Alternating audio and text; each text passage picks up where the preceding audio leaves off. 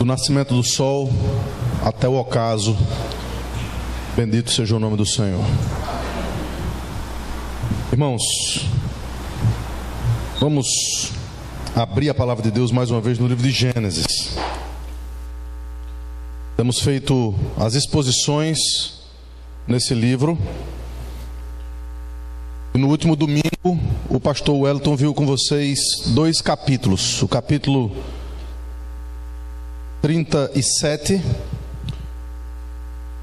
capítulo onde José é vendido pelos seus irmãos ao Egito. Na verdade, ele é vendido a uma caravana de ismaelitas. A gente vai ver um pouco do que acontece aqui. E, curiosamente, a história do capítulo 37, ela continua agora no capítulo 39.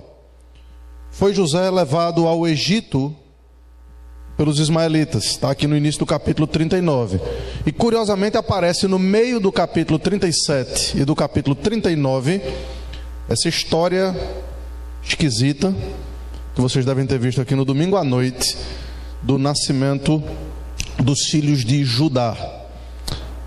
Impressionantemente, os filhos de Judá, nascidos de um incesto, nascidos de algo de um pecado terrível, são exatamente aqueles que serão escolhidos para a manutenção da ascendência do nosso Salvador Jesus Cristo. E hoje nós voltamos ao ponto onde se deixou no final do capítulo 37 e vamos entender a razão pela qual o capítulo 38 foi colocado aí. Extremamente importante para a compreensão de todo o livro de Gênesis. Então vamos ler o capítulo 39.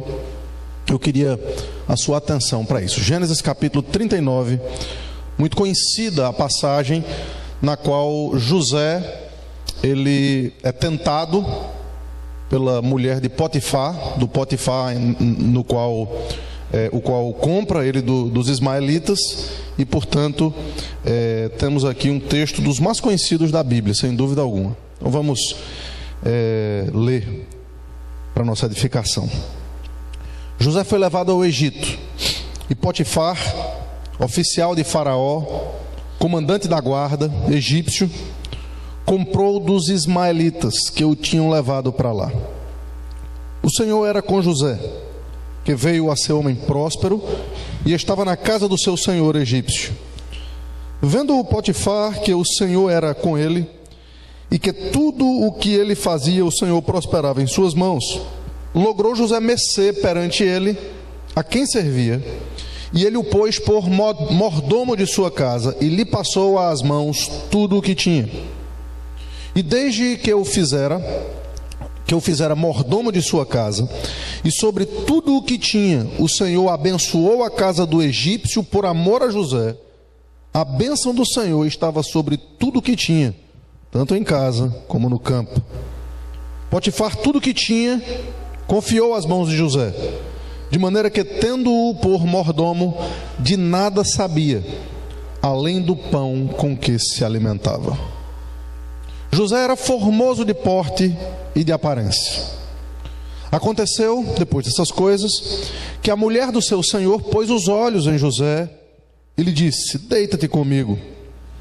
Ele, porém, recusou-se e disse à mulher do seu senhor: tem-me por mordomo o meu senhor, e não sabe do que há em casa, pois tudo o que tem passou ele às minhas mãos. Ele não é maior do que eu nesta casa, e nenhuma coisa me vedou senão a ti, porque és sua mulher. Como, pois, cometeria eu tamanha maldade e pecaria contra Deus?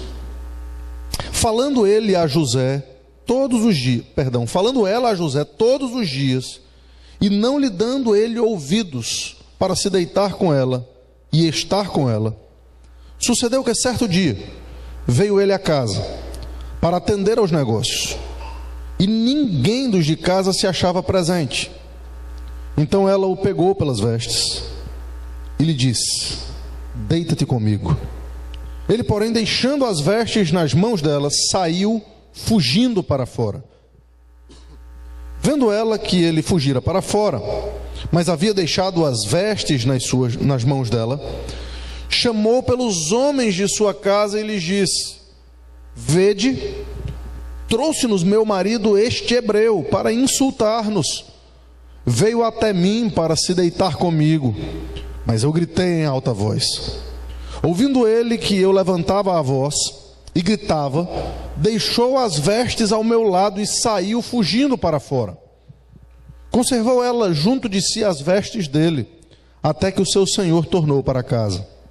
Então lhe falou segundo as mesmas palavras, e lhe disse: o servo hebreu que nos trouxeste veio ter comigo para insultar-me. Quando, porém, levantei a voz e gritei, ele, deixando as vestes ao meu lado, fugiu para fora. Tendo o Senhor ouvido as palavras de sua mulher, como lhe tinha dito, desta maneira me fez o teu servo, então se lhe acendeu a ira. E o Senhor de José o tomou e o lançou no cárcere, no lugar onde os presos do rei estavam encarcerados, e ali ficou ele na prisão. O Senhor, porém, era com José, e lhe foi benigno. Ele deu mercê perante o carcereiro, o qual confiou às mãos de José todos os presos que estavam no cárcere, e ele fazia tudo quanto se devia fazer ali. E nenhum cuidado tinha o carcereiro de todas as coisas que estavam nas mãos de José, porquanto o Senhor era com ele, e tudo o que ele fazia, o Senhor prosperava. Vamos orar. Deus amado, nós louvamos o nome do Senhor, porque o Senhor é bom, e a tua misericórdia dura para sempre. Nós te louvamos, Pai, porque estamos diante de um homem imperfeito. Estamos diante de um homem pecador. Entretanto, estamos diante de um homem que, nesse texto, demonstra um caráter acima dos outros. Livra-nos de pregar esse texto de forma simplesmente moral. Livra-nos de apenas apontarmos aqui para as muitas aplicações que esse texto naturalmente nos dá. Mas nos ajuda, Senhor Deus, a entender por que esse texto é tão relevante na história da revelação e na história da redenção do Senhor Jesus. Nos faz entender, Senhor Deus, de forma muito clara, porque o Senhor trouxe esse texto para nós. O Senhor inspirou o teu servo para que ele fosse escrito para a nossa repreensão, para o nosso conforto, para o nosso cuidado, para que nós fôssemos de fato levados ao evangelho da graça do nosso Salvador. Por isso é no nome do nosso Senhor Jesus que nós choramos. Amém. Quando o apóstolo Paulo está numa prisão lá em Roma, ele recebe de uma das igrejas da Macedônia uma carta, e juntamente com essa carta que trazia algumas perguntas, ele recebe uma boa oferta, e junto da carta e da oferta ele recebe também um presente que talvez fosse o melhor de todos. Um homem chamado Epafrodito, que vai para cuidar pessoalmente do apóstolo Paulo. Paulo estava em prisão, com fome, com dificuldades. Paulo estava passando por mazelas terríveis. Entretanto, ele recebe ali algum tipo de alívio. E quando ele vai escrever para os filipenses, especificamente no capítulo 4, ele nos dá uma grande lição de contentamento. Ele diz que aprendeu a viver contente em toda e qualquer situação. Ele não muda a sua postura, ele não muda o seu caráter, ele não muda a forma de ver e de enxergar o mundo baseado nas circunstâncias. Ele sabe ter fome, como ele sabe ter abundância. Ele sabe ser colocado nos postos mais baixos, ser humilhado, até mesmo na prisão. E ele sabe também ser honrado e ser colocado nos mais altos postos. José é um homem com esse perfil. José é um homem que, nesses próximos 2 capítulos, ele vem acompanhando aquilo que aconteceu nos 2 capítulos anteriores. José foi um homem extremamente humilhado pelas circunstâncias. Se você parar para pensar um pouquinho como José chegou na casa desse Potifar, você iria imediatamente imaginar alguém completamente revoltado com aquelas circunstâncias. Ele estava muito bem na sua casa, tinha o amor do seu pai. O seu pai o amava tanto, talvez até mais do que os seus outros irmãos, que fazia com que ele tivesse as melhores roupas, lhe deu uma túnica específica. Entretanto, aquilo acendeu a ira dos seus irmãos, e os seus irmãos o deram por morto, colocaram dentro de um poço muito profundo, e iam deixá-lo morrer ali. Quando resolveram ganhar um dinheirinho, eles estavam ali iniciando um povo que é conhecido por isso, e então eles resolvem vender o seu próprio irmão. E vendem o seu irmão para ismaelitas. A história de Deus é curiosa. Os ismaelitas são os filhos de Agar. São os filhos daquela daquela serva de Sara, com o próprio Abraão. Portanto, era gente do seu próprio sangue que estava correndo ali. Eram familiares, talvez não tão próximos mais, porque já estava na 3ª geração, mas era gente que tinha ligação carnal. E aqueles homens então levam José até o Egito, e ali no Egito revendem José como uma mercadoria. E essa mercadoria é colocada na casa de um outro homem para servir ali como um empregado. A gente vai perceber no texto que ele vai se destacar como empregado, ao ponto de que aquele patrão, olhando e observando isso, vai colocar impostos mais altos. E injustamente, novamente, ele vai ser acusado e vai ser jogado na prisão. Perceba que as motivações que fizeram com que José lograsse ser vendido, ser humilhado, ser colocado na prisão, colocado no cárcere, não tocam necessariamente no seu caráter. Isso vai completamente de encontro com a teologia dos nossos dias, que mostra que muitas vezes, quando estamos passando por problemas, talvez seja porque haja algum problema no nosso caráter. Ora, se isso fosse verdade financeiramente, como se ensina por aí, certamente os homens mais ricos desse mundo seriam os que não tivessem nenhum pecado. Certamente os homens mais abastados, aqueles que estão no poder, aqueles que estão sem, teoricamente, os problemas dessa vida, seriam também aqueles mais santos, aqueles que certamente estariam na igreja, louvando e engrandecendo o nome do Senhor. Entretanto, não é isso que acontece. Estaria errada a palavra de Deus? Estaria errada as promessas? Ou estão errados esses que ensinam de forma completamente equivocada aquilo que a palavra de Deus jamais ensinou? É fantástico, irmãos, nós percebermos que essa faceta da vida de José o acompanhou não apenas quando ele estava em baixa, não apenas quando ele estava como escravo e depois como prisioneiro, mas esse mesmo caráter ele vai levar quando for colocado no posto mais alto do Egito.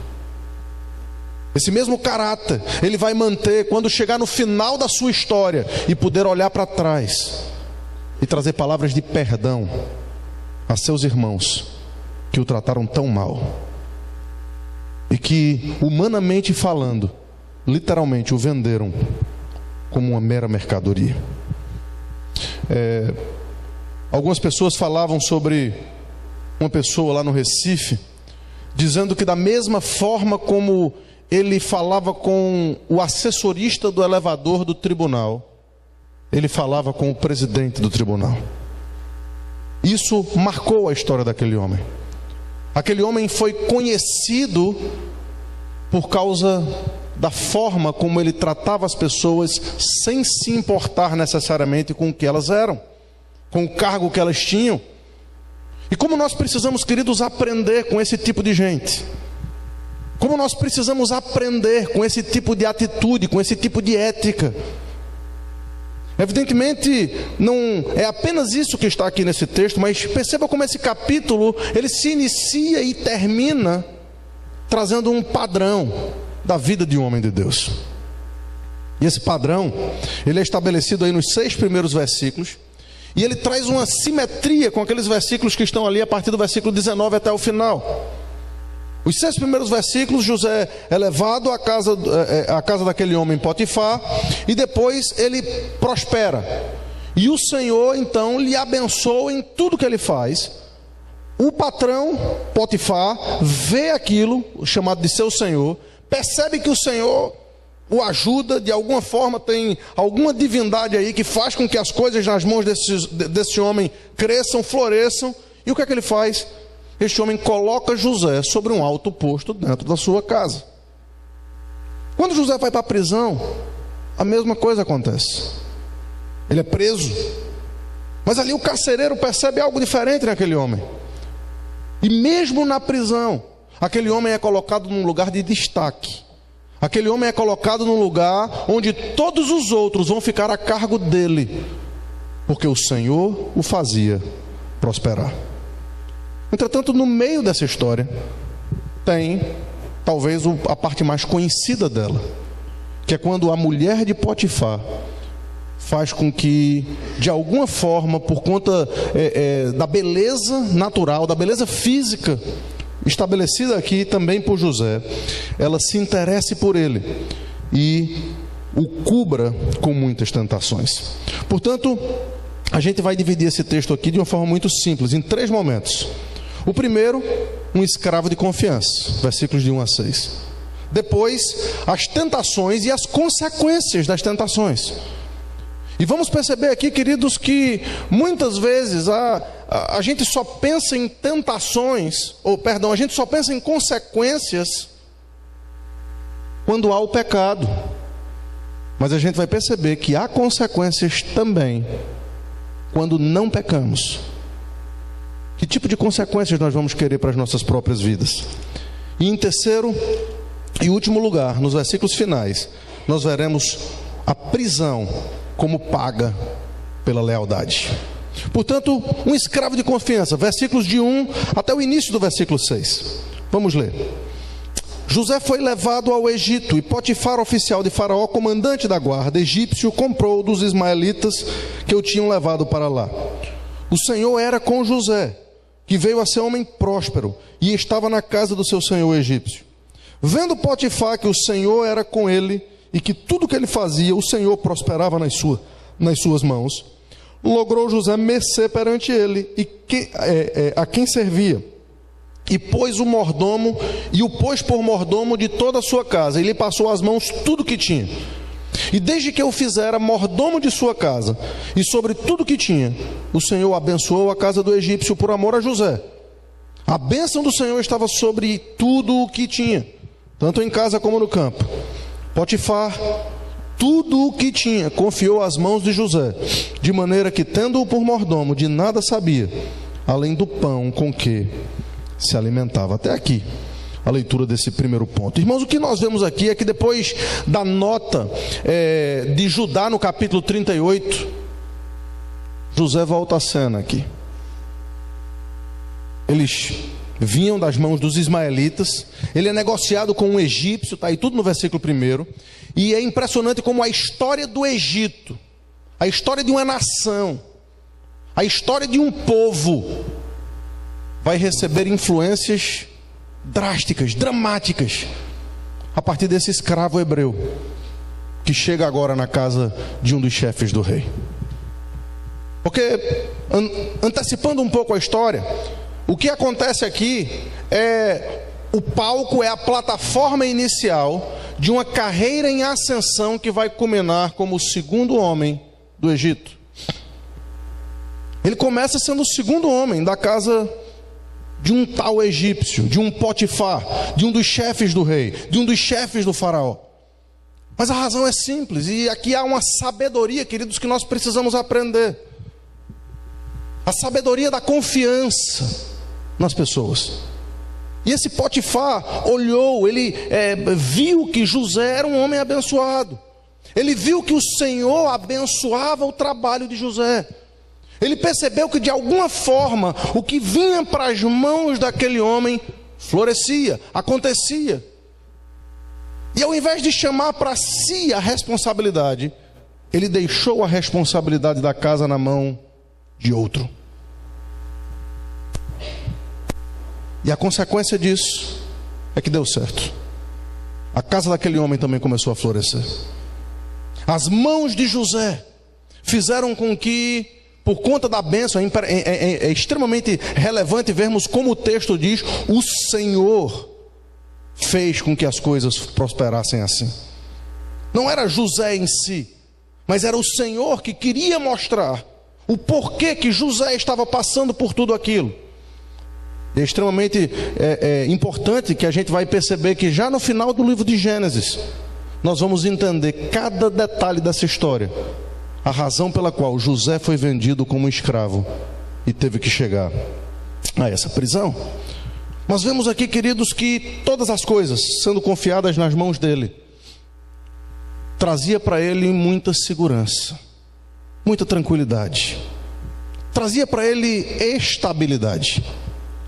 E nesse palco de segurança, de estabilidade, de confiança, é onde se desenrola, muitas vezes, a cortina sendo aberta para que o pecado possa prosperar, para que o pecado possa fazer a sua morada, para que as tentações possam nadar de braçada e fazer com que vidas sejam dilaceradas.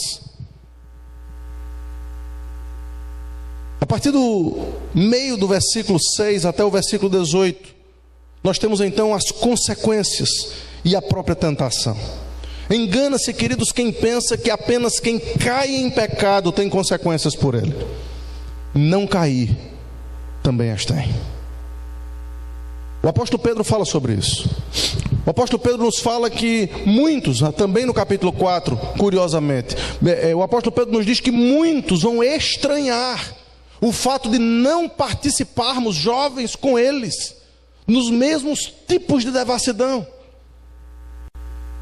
As bem-aventuranças nos ensinam que quando nós formos pobres de espírito, que quando nós, como povo de Deus, como crentes, chorarmos pelas consequências do nosso próprio pecado, quando nós formos mansos, quando nós tivermos fome e sede de justiça, fatalmente seremos perseguidos por causa da verdade e devemos ser tidos por bem-aventurados quando somos perseguidos por causa da verdade, quando sofremos as consequências pelas nossas atitudes positivas. Sofrer as consequências, como diz Pedro, como malfeitor, que recompensa é essa que nós vamos ter? Se somos esbofeteados quando pecamos, se somos esbofeteados e somos jogados na prisão porque merecemos isso, que grande glória será isso? Entretanto, quando sofremos as consequências de pecados que não cometemos, quando nós sofremos porque simplesmente queremos viver de forma digna do Evangelho de Cristo e não vamos aceitar os padrões que esse mundo coloca para nós, aí esse é um sofrimento que vale a pena. Esse é um sofrimento que vale a pena.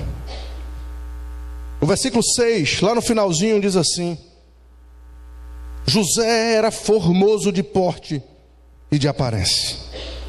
E a partir daí então, a beleza física de José traz o palco para que isso aconteça. Versículos 7 a 9, aconteceu depois dessas coisas, que a mulher do seu senhor pôs os olhos em José e lhe disse: deita-te comigo.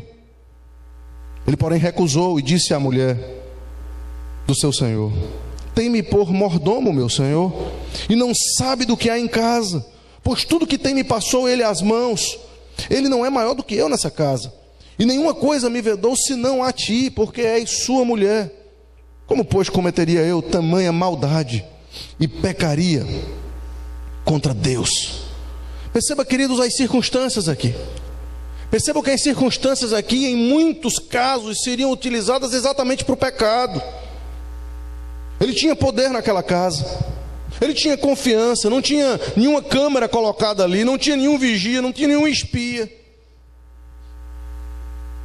O patrão não sabia das coisas que aconteciam. Tudo que ele sabia era do pão que era colocado na sua mesa. Essas são as circunstâncias normais.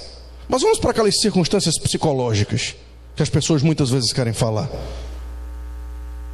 Esse era um rapaz que veio da escravidão. Esse era um rapaz que foi vendido pelos seus irmãos.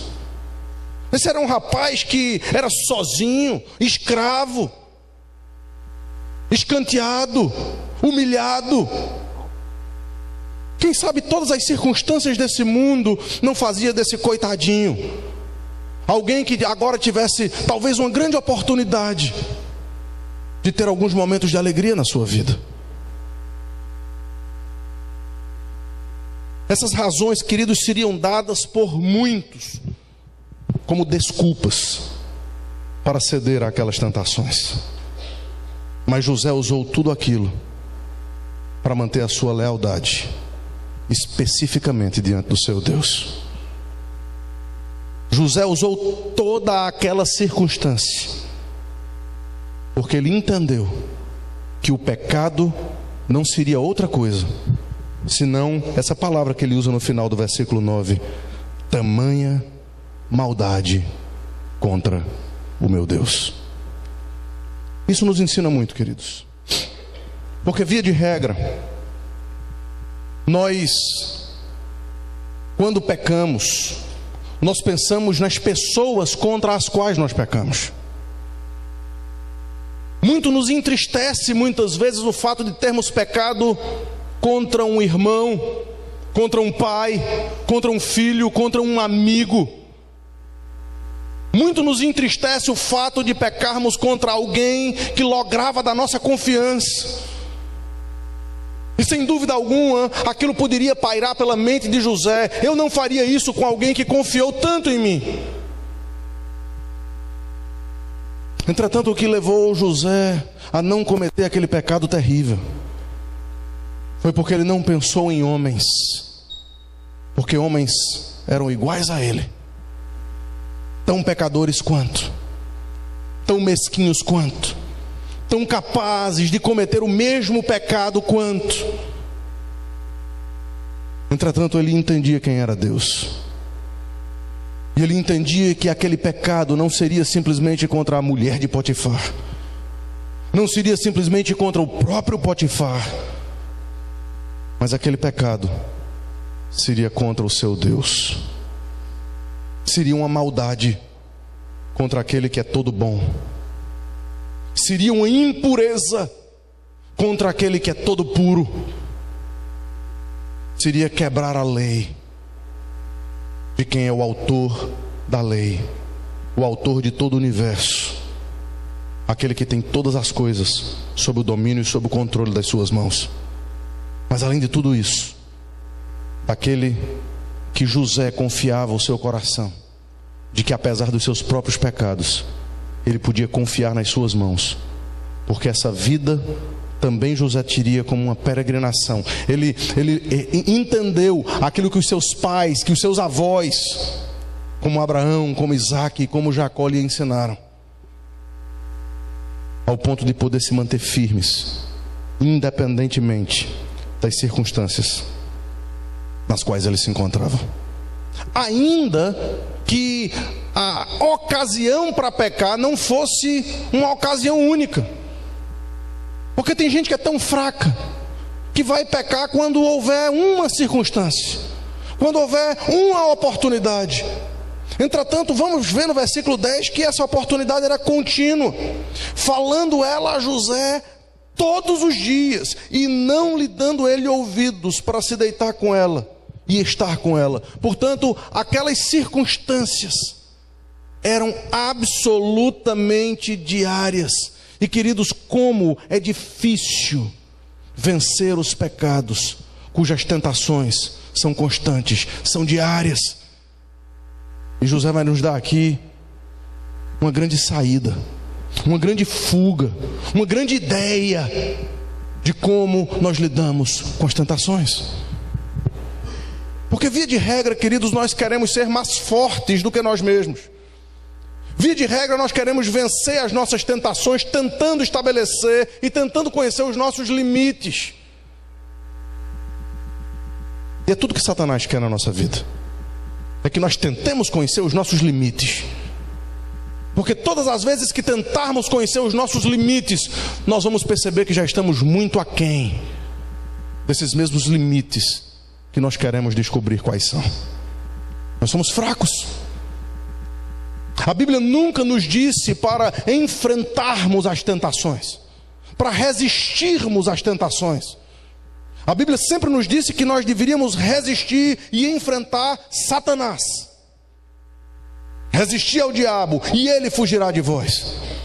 Do que Satanás, certamente, quando somos povo de Deus, quando somos lavados pelo sangue de Cristo, nós somos mais fortes do que ele, pela palavra de Cristo. Entretanto, do que as tentações, nós não somos mais fortes.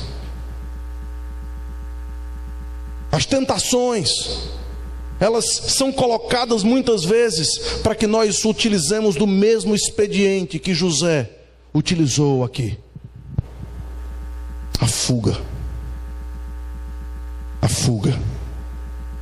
Nós vamos perceber, queridos, que o que acontece nos versículos 11 e 12. Sucedeu que certo dia veio ele à casa. Perceba que dia após dia ela tentava, ela dizia: se deita comigo, faz alguma coisa, eu estou aqui.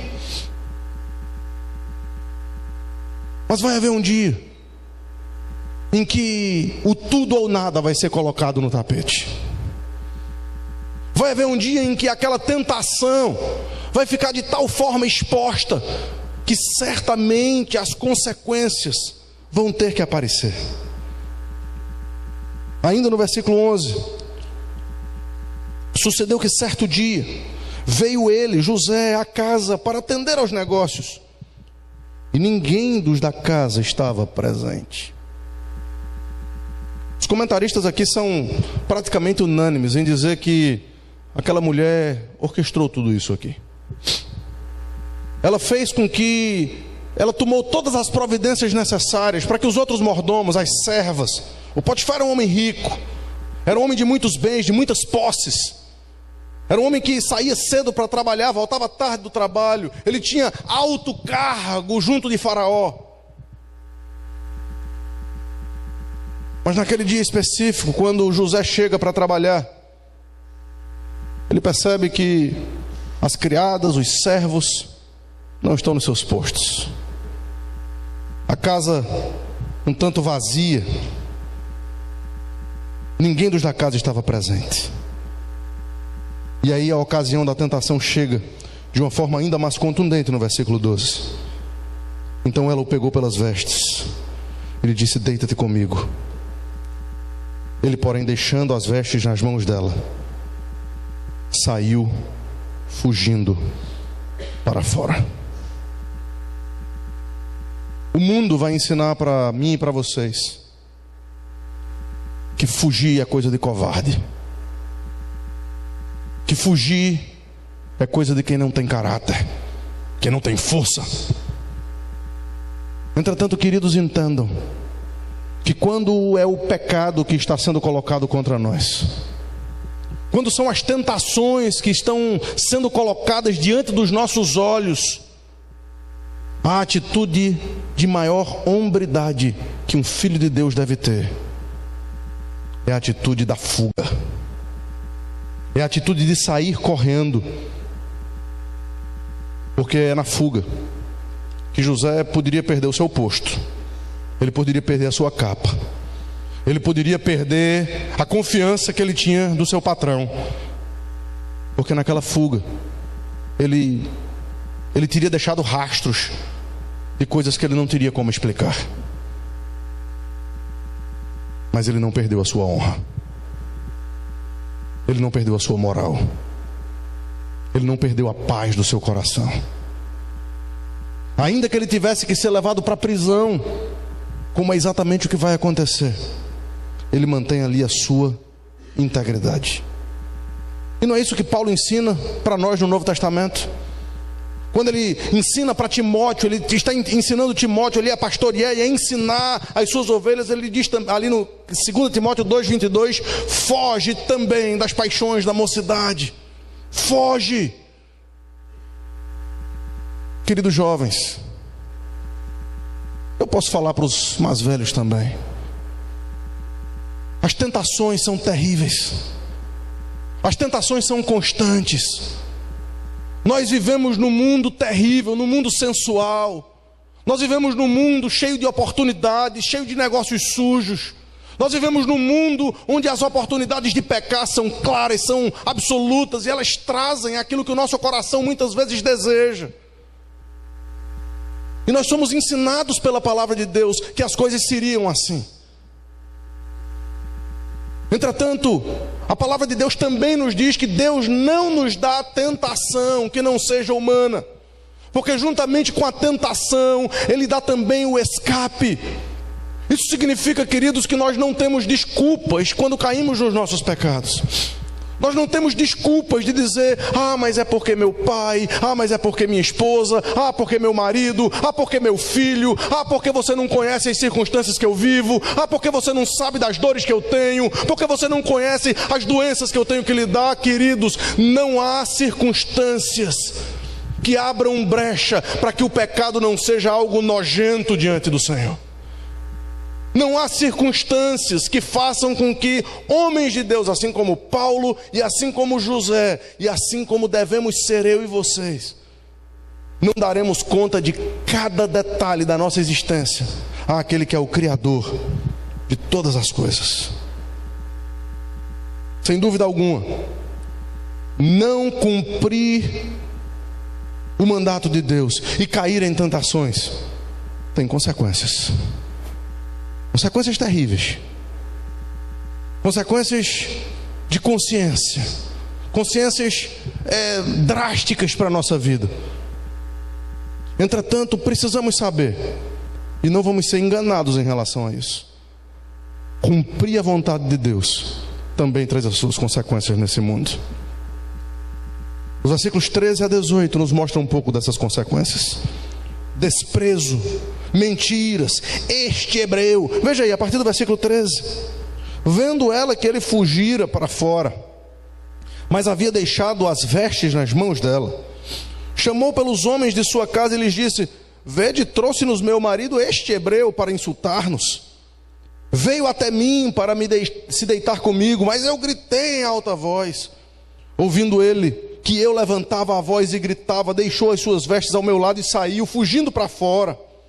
Conservou ela junto a si as vestes dele, até que o seu senhor tornou a casa. Então lhe falou segundo as mesmas palavras e disse, o servo hebreu que nos trouxeste veio ter comigo para insultar-me. Quando porém levantei a voz e gritei, ele, deixando as vestes do meu lado, fugiu para fora. Numa daquelas bem-aventuranças, a segunda delas relacionadas às perseguições, o texto diz assim, bem-aventurados sois vós, quando vos injuriarem, e quando mentindo, disserem todo mal contra vós. Exultai e alegrai-vos, porque grande é o vosso galardão nos céus. Nós crentes precisamos estar prontos para, ainda que mentindo digam coisas contra nós, estarmos sempre prontos para fazer a vontade do Deus Todo-Poderoso. Estarmos sempre prontos para vencer as tentações que tenazmente nos assediam, como uma tenaz, como uma cola. E o escritor aos Hebreus nos diz que esse peso que nos assedia deve ser arrancado de nós, deve ser tirado de nós, para podermos correr a carreira que nos está proposta, olhando nós firmemente para aquele que é o autor e consumador da nossa fé.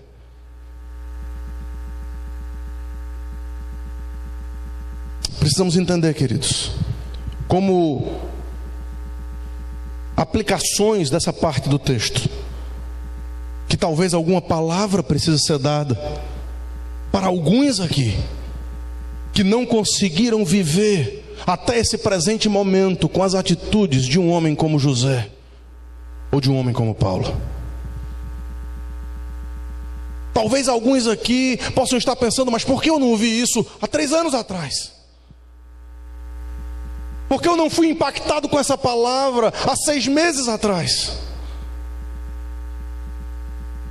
Porque talvez hajam alguns aqui que já tenham caído em pecado e que estão agora na luta contra esse pecado e não sabem o que fazer. Entretanto, queridos, essa mesma palavra, a palavra de Deus, a Bíblia, a única regra de fé e prática para nós, nos aponta que há também uma fuga para você. Há também uma fuga para cada um que se encontra nessas circunstâncias em que o seu coração chora por conta das consequências do seu próprio pecado.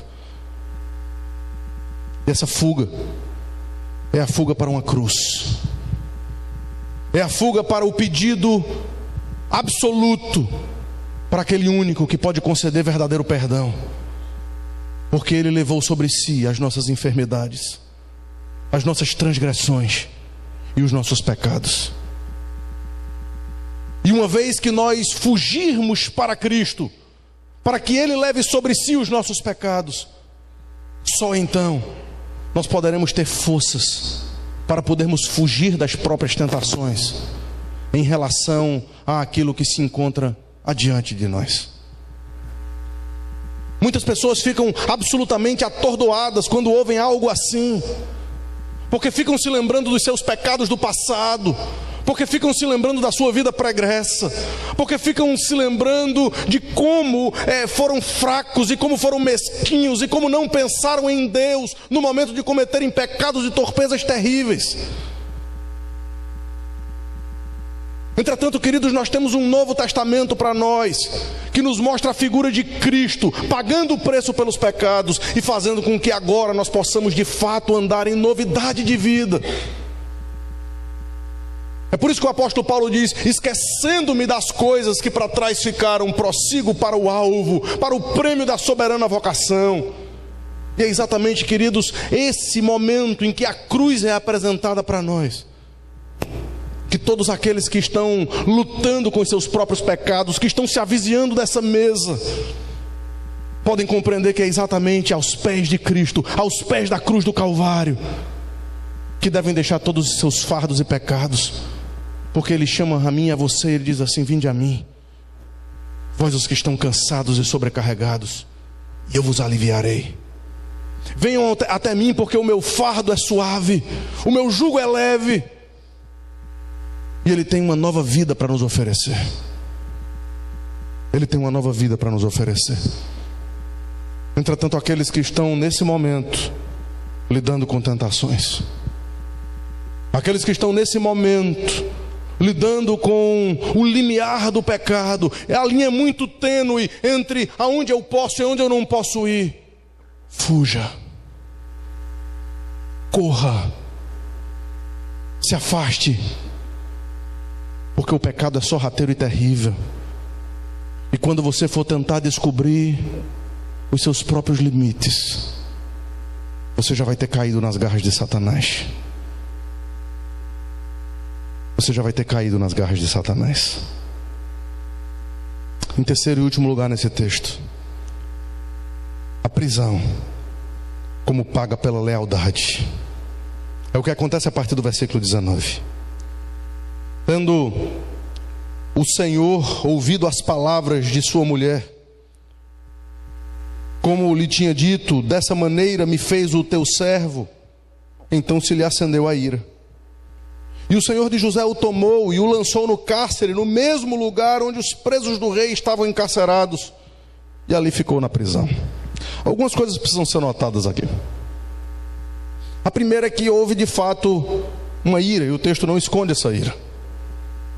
Entretanto, nas entrelinhas, a gente percebe que essa ira não foi uma ira tão grande, porque pelas leis egípcias, José poderia ser facilmente morto no estalar de dedos do Potifar. Portanto, queridos, percebam que mesmo nas circunstâncias piores, quando nós agimos de forma digna do Evangelho, nós teremos alguns relaxamentos, nós teremos ainda quando a pessoa se ira contra nós, ela não se ira de forma completa. Aquele Potifar tinha muito o que agradecer a José. Aquele Potifar não confiou 100% nas palavras de sua esposa, porque se ele tivesse confiado, não se iria para a prisão dos prisioneiros do rei que José iria. Mas as consequências da obediência, queridos, podem ser horríveis. Mas eu quero dizer muito claramente aqui, muito piores são as consequências da desobediência. As consequências da obediência podem nos trazer problemas para esse mundo. Obedecer a Deus pode fazer com que você não viva as emoções que você quer viver. Pode fazer com que você seja rejeitado na sua escola, ridicularizado no seu trabalho, zombado na sua rua. Obedecer a Deus e viver de forma digna do Evangelho de Cristo pode fazer com que você se transforme num bobo da corte, onde quer que você viva. Só que todas essas coisas e consequências, elas são tão passageiras quanto aquilo que nos apontou o capítulo 21 de Apocalipse que nós lemos ali. Nós lemos os versículos de 1 a 3 e depois lemos os versículos de 5 a 7 e pulamos o versículo 4. Talvez porque na providência de Deus esse fosse o momento de trazê-lo.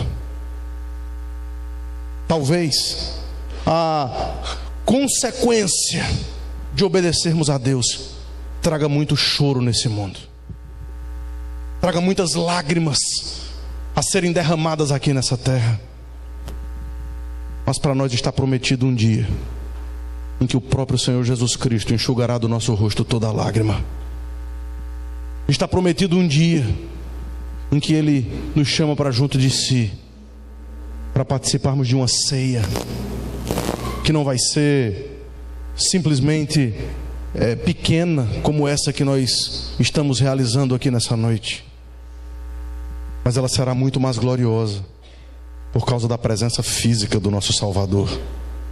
É Ele mesmo que nos entregará o pão, é Ele mesmo que nos entregará o vinho, é Ele mesmo que estará conosco, andando conosco, rindo conosco, vibrando conosco, e juntamente com Ele nós estaremos olhando ao trono do Pai Todo-Poderoso e estaremos louvando e engrandecendo o nome daquele que é o Criador, o sustentador e o Redentor de todas as coisas. E eu e vocês precisamos nutrir a expectativa desse dia, para que as circunstâncias do tempo presente possam ser de fato vencidas por nós. Pois na obediência, queridos, mesmo na prisão, o Senhor nos ajuda. Versículos 21 a 23. O Senhor, porém, ele foi para a prisão, mas o Senhor, porém, era com José. Ele foi benigno, ele deu mercê perante o carcereiro, o qual confiou às mãos de José todos os presos que estavam no cárcere, e ele fazia tudo quanto se devia fazer ali. E nenhum cuidado, veja, igualzinho ao Potifar, nenhum cuidado tinha o carcereiro de todas as coisas que estavam nas mãos de José, porquanto o Senhor era com ele, e tudo o que ele fazia, o Senhor prosperava. Sabe o que isso significa? Isso significa aquilo que o Salmo 23 nos ensina. Nós estamos indo para o vale da sombra, nós estamos indo para os pastos verdejantes, mas no caminho para os pastos verdejantes nós temos um pastor que nos acompanha. O Senhor é esse pastor, e em nada Ele nos faltará. E ainda que nós andemos pelo vale da sombra da morte, não temeremos mal nenhum, porque Ele está conosco. Na prisão, o Senhor estava com José. No vale da sombra da morte, o bom pastor está conosco. Na fornalha, se as consequências da nossa obediência nos levar para a fornalha de fogo, nós não seremos libertos da fornalha, mas ali na fornalha o Senhor estará conosco. Nós seremos levados para as covas dos leões, mas nas covas dos leões o Senhor estará conosco. O apóstolo Paulo, no capítulo 23 de Atos, estava na prisão, e ali na prisão, por coisas que ele não fez, o Senhor se colocou do lado dele e lhe disse: coragem. As consequências da obediência podem trazer todas as dificuldades para esse mundo, mas nos trazem a convicção de que o Senhor está conosco. A honra de José não muda em relação às circunstâncias que ele se coloca. Como prisioneiro, ele teve o mesmo tipo de integridade que teve como mordomo, o mesmo tipo de integridade que ele terá como governador. Eu não sei, queridos, quais são as circunstâncias da vida de todas as pessoas que estão aqui presentes nessa noite, mas eu sei que entre um prisioneiro escravo e o governador do Egito, talvez todos nós nos encontremos aqui. Portanto, não há desculpas. Não há desculpas para que essa semente seja lançada à beira de caminhos. Não há desculpa para que essa semente seja lançada no meio dos espinhos, quando os cuidados desse mundo sufocam. Não importa se você é pobre ou rico. Não importa se você está bem ou mal no seu casamento. Não importa se os seus filhos estão obedecendo ou não. Não importa se o seu emprego traz estabilidade ou está lhe dando dor de cabeça. Não importa se você está absolutamente perfeito na sua saúde ou se você tem perdido cada dia a sua força e o seu vigor por causa das constantes enfermidades. Independentemente da circunstância na qual você se coloca, você é tentado dia após dia por diversas tentações. E essas tentações são colocadas como provas na sua vida, para que você possa, na presença daquele que está conosco sempre, correr se for necessário, fugir se for necessário. E evidentemente precisamos entender as circunstâncias nas quais faz com que Judá seja aqui apresentado no capítulo anterior, um capítulo que parece um apêndice, um capítulo que parece alguma coisa sem nexo no meio de uma narrativa que está falando sobre a vida de José. Mas Judá, ele fazia parte do estratagema daqueles outros irmãos que no capítulo 37 vendeu o seu irmão José para o Egito, vendeu o seu irmão José para os ismaelitas. Mas é só no final do livro de Gênesis que nós vamos entender que Judá, sendo de fato o que conversava, você vai ver várias vezes até chegar no capítulo 50, Judá conversando, sendo intérprete, sendo o interlocutor entre todos os outros irmãos e José. Eles no capítulo 50, eles trazem ali um outro tipo de problema, eles trazem ali um outro tipo de estratagema. Vamos dizer alguma coisa, vamos mentir novamente para José, porque talvez com a morte do nosso pai ele queira se vingar de tudo aquilo que nós fizemos. Com a morte do nosso pai, ele agora não vai ter mais o nosso pai tentando nos defender. E veja como esse homem de Deus vê as coisas, a partir do versículo 15 do capítulo 50. Vendo os irmãos de José que seu pai já era morto, disseram: é o caso de José nos perseguir e nos retribuir certamente o mal todo o que lhe fizemos. Portanto, mandaram dizer a José: teu pai ordenou antes da sua morte, dizendo: assim direis a José: perdoa, pois, a transgressão dos teus irmãos e os seus pecados, porque te fizeram mal. Agora, pois, te rogamos que perdoes a transgressão dos servos de Deus de teu pai José. José chorou enquanto falavam. Então percebam, queridos, o estratagema aqui. Eles inventaram palavras do seu pai já morto. Eles estavam com tanto medo do que José iria fazer com eles. Mas veja a resposta de José, versículos 18 em diante. Depois vieram também os seus irmãos, prostraram-se diante dele e disseram: eis-nos aqui teus servos. Será que aqui é um cumprimento de um sonho de tanto tempo atrás? Eles estão todos ali prostrados diante de José. Eles estão todos ali dizendo: estamos aqui, perdoa-nos. Mas veja a palavra deste homem. Versículo 20. Respondeu-lhes José: não temais. Acaso estou eu em lugar de Deus?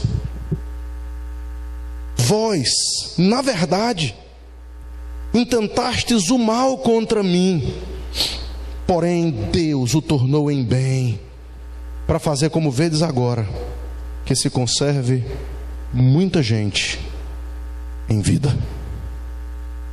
E dentre aqueles que estavam ouvindo essas palavras de fé, dentre aqueles que estavam ouvindo essas palavras de quem confiava não nas circunstâncias, mas na providência de um Deus que sabe exatamente como faz cada detalhe dessa vida e da nossa própria existência, estava aquele mesmo Judá, aquele que capítulos anteriores recebe promessas que talvez nem ele mesmo tenha entendido, que da semente dele e da sua raiz se colocaria um cetro que jamais se apartaria de Israel. O leão de Judá, o Senhor e Salvador Jesus Cristo, aquele que viveu com integridade muito maior do que a do próprio José, e é exatamente aquele para quem eu e vocês precisamos correr e precisamos fugir, porque Ele é a nossa cidade de refúgio, porque Ele é aquele que nos faz vencer as tentações que se colocam diante de nós, porque dele, por meio dele e para Ele são todas as coisas. A Ele, pois, a glória eternamente. Amém.